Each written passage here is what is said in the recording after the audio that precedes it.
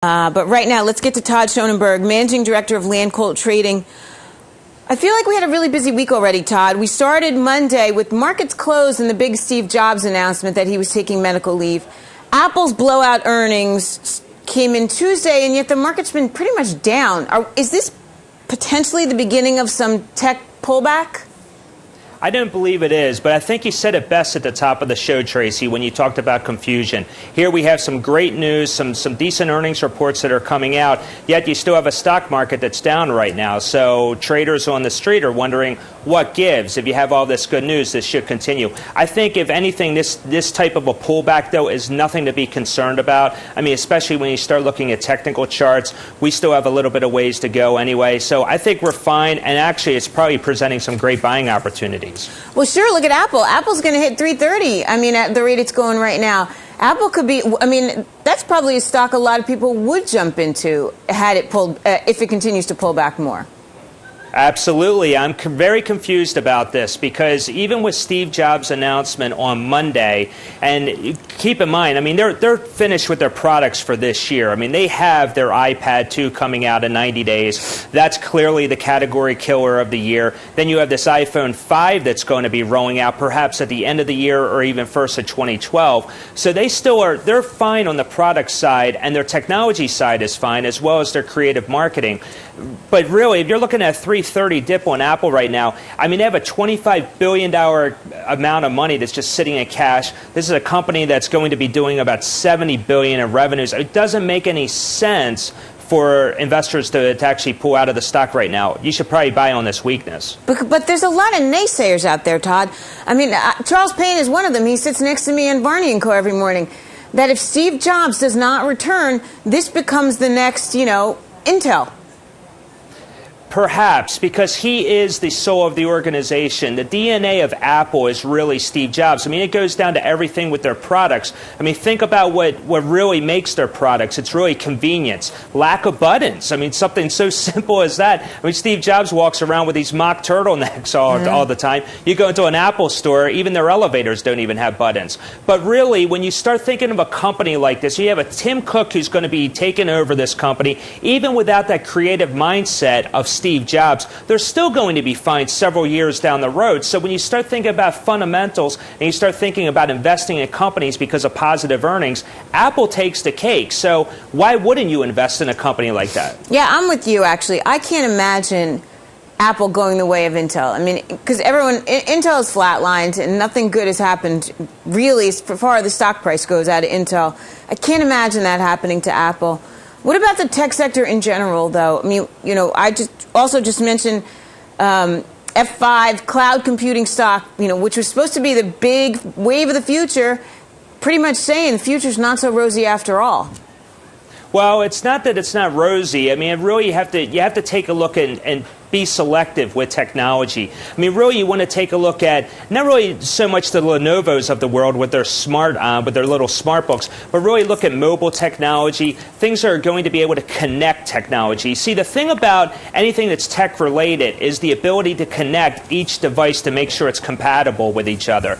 Those are the companies you really want to invest in. So you think of an Apple. Apple is a great example here. You can compute with Apple. You can use all kinds of different software. You can even dissect the software components of Apple and think about those are the companies you want to invest in. When you look at some of the smaller companies, you think about venture capital when they start raising this money, you have to wonder, what about their management structure? Is this something that is long-term? Do they have any type of stability regarding their business model? I'm not so sure on some of these smaller tech companies, but when you start thinking of larger ones, I think you're going to be okay. All right, so let's talk about more of your large cap picks, because Charles Schwab is on your list. So is one of the things we were just talking about is that the trading is down, right? The big banks are seeing their prop trading revenues fall, inactivity in trading all around. Is the little guy getting back into the game? Is that why Charles Schwab is a decent place to be? Well, if you start asking the management of E-Trade and TD Ameritrade, the answer is yes. You definitely have the retail investor that's creeping back into the market, and those do-it-yourself houses are the ones that do exceptionally well during those times. Now, when you think of a Charles Schwab, though, when you get into the commission side of the business, it's so commoditized right now, Tracy, so it really doesn't matter which firm you do business with, because execution speeds are all the same, who you're actually clearing through, they're all the same. So when you look at one of those companies, those do-it-yourself houses, you really want to try to find something that is different. Charles Schwab is that company. What they really focus on are assets under management. Their slogan is talk to Chuck. They want people to actually talk to their customer service representatives, so they're cross-selling into mutual funds, maybe even managed accounts. And Schwab has some great prospects for the future. They project their trading revenues to actually drop by 20% over the next 5 years, but their assets under management revenue is expected to increase by 30% over the next 5 years. They're really gearing up for the next bear market. That's the company you really want to focus on. Oh, that's interesting. And the stock is up 25% over the last 3 months, but you're saying it can still go. Another 15% by year end. That's what I'm projecting. That's bold, Todd. All right, ExxonMobil, we got to talk about these guys, because you know what? Energy is the place to be. Commodities are still hot. I mean, you and I have been talking about this all along now. It's not going anywhere, is it? No, it's not. It's just going to continue to rise.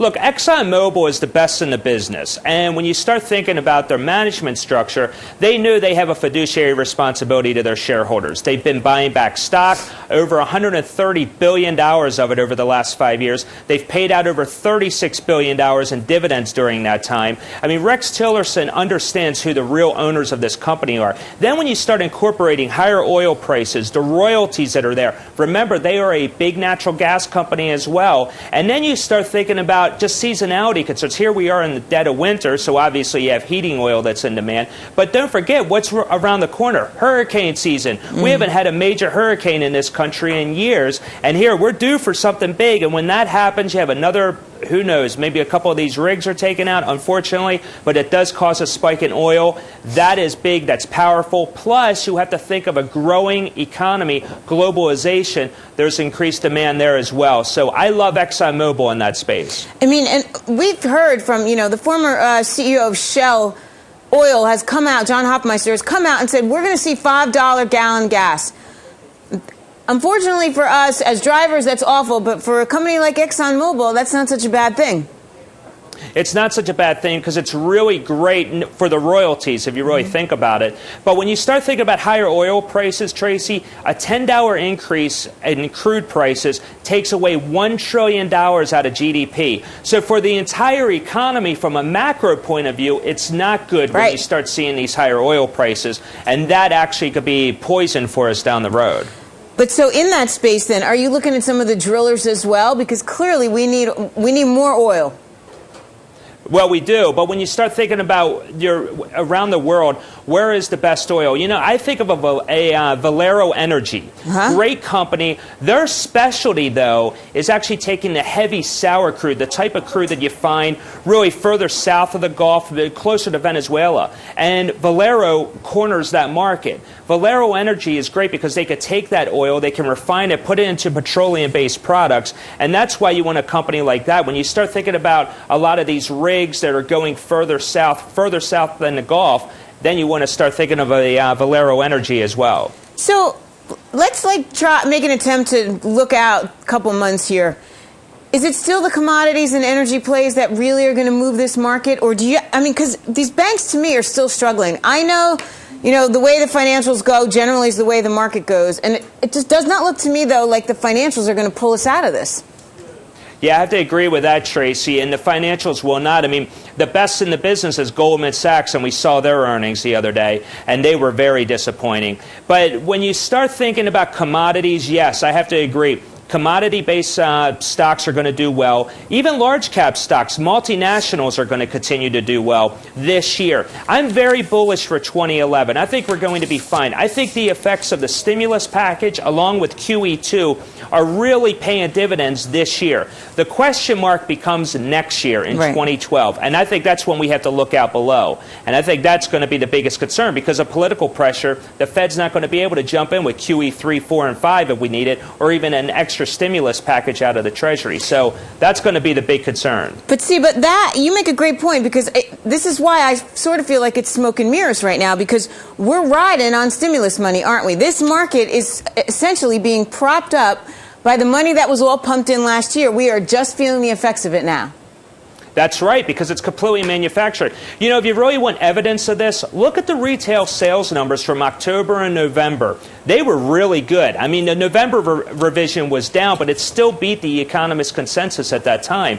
And when you start talking about the Fed talking about back in the end of August with quantitative easing, there was really that improved wealth effect. People went out, they were spending money again. You even had a little bit of a pop in the employment picture, at least on the large business side. So when you start thinking about the improved wealth effect and how much of an impact that has, it's dramatic, and it's going to continue this year. But that's what it is. It is all smoke and mirrors. It's all manufactured from the Fed and all the action coming out of Washington. So eventually that has to give, and I think it's going to give in 2012. But this year, let's be optimistic. Let's celebrate.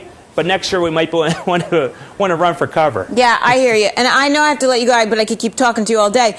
We got mutual fund numbers, though, out today. One more thing. Mutual fund numbers today, we've seen the largest inflows into equity funds than we have seen in a long time. The problem, though, is we also saw a large outflow out of bond funds. So from where I sit, this is typical investor mistake, right? They're putting money in when you can argue market's at its high, a high point at least. Bond funds are down. Bonds are down. So people lost their shirts on their bond funds. They're putting money in at a high point. So net, we're in the hole. Well, I have to agree with that, and I saw the numbers as well, Tracy, and I think when you start thinking of the retail investor coming back into the market, remember, fourth quarter of last year, the markets did exceptionally well. So you think of the retail investor, 401k statements are going out. People feel that their household balance sheet is improving, and therefore, what are you going to do? If you're looking for yield, you're going to place money into stocks. That risk appetite comes back. It's almost like a narcotic. So what happens is now people start throwing that money back into the market. We really are starting to see that in some of these equity funds. But then when you start dissecting the data, though, look at where that money is really flowing. It's not going into small cap funds. It's not even going to technology sector funds. It's really going into more of large cap mutual funds. And that is a big sign that people are now starting to reinvite themselves back into the markets. That's probably going to continue, but if the bottom gives out, I think you're going to have a huge run out of the market, and that's actually going to be quite detrimental to the long-term forecast of mine for this year. Yeah, because then, you know what, you can only be burned so many times, and you could argue the people coming back right now have been burned once, potentially twice before, if they've been around since the dot-com bubble. So they're gone for good then. Yeah, I have to agree with that. And eventually that will happen because investors, they need to continue to see those higher stock prices. That will bring more people back. And those fourth quarter statements haven't hit the mail yet. Right. When they do it, people open those envelopes, you might see a big flood of cash going into those equity funds into February. Yeah, well, I hope so. And I hope 2011 is good, and we'll take it. We'll deal with 2012 in the future. Todd, I know you'll be back. We'll talk about it more. You're awesome. Thanks a lot, Tracy. Thanks for having me. Always. Todd Schoenberger, Managing Director of LandColt Trading. Awesome insight on all that stuff. Look out below, though.